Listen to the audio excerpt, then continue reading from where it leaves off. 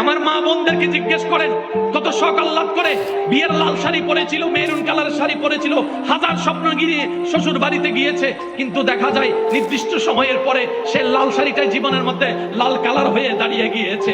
সংসারে কোনো সুখ নাই, আদব নাই, ভক্তি নাই, মায়া নাই, শ্রদ্ধা নাই, সারাদিন রান্না করে যাদেরকে খাওয়াই, দিন শেষে আমার বোনটাই কিছু খেতে পারে না। আলু দিয়ে ভাত খেতে হয়, জুল দিয়ে ভাত খেতে হয়, তারপরে সরিয়ে যাচ্ছে, তারপরে সহ্য করছে।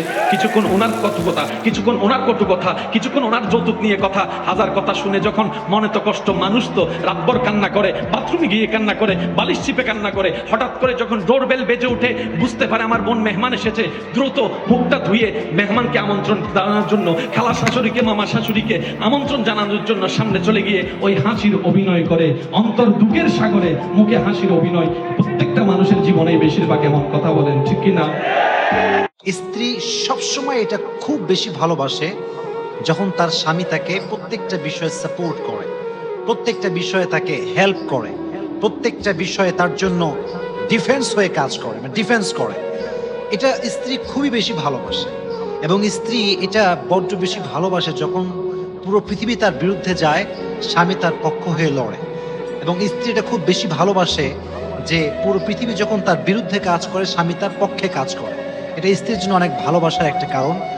প্রত্যেকটা মেয়ে চায় স্বামী হবে romantic, he can not be unromantic. কারণ একজন স্বামী যদি আনরোমান্টিক হয়, একজন স্ত্রীর জীবনে এর চাইতে বড় কষ্টের বিষয় আর হতে পারে না, ঠিক কিনা বলেন?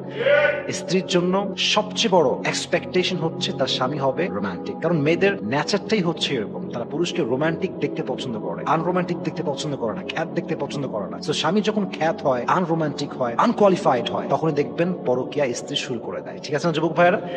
So husband has to B the romantic person. আপনি দেখেন আমাদের প্রিয় নবীজি কতটা রোমান্টিক ছিলেন। প্রত্যেকটা ক্ষেত্রে তিনি he was a perfect man, he was the best example, he was the best example. সব দিক থেকে আমাদের নবী হচ্ছে শ্রেষ্ঠ উদাহরণ। সুবহানাল্লাহ পড়ার সময় আপনারা নবীজির স্ত্রীদের সঙ্গে ব্যবহার ছিল অলওয়েজ রোমান্টিক। কথা বলতেন হাসি দিয়ে, কমিউনিকেশন ছিল সুন্দর, কখনো রুড হতেন না, সবসময় রোমান্টিক ছিলেন। এই জন্য আমরা ট্রাই করবো যতটুকু পারা যায় আমরা স্ত্রীর সঙ্গে রোমান্টিক থাকবো। এবং অবশ্যই আমাদের যে ভালোবাসাটা আছে মানে স্ত্রীর জন্য, we have to express that love, এটাকে আমাদের প্রকাশ করতে হবে।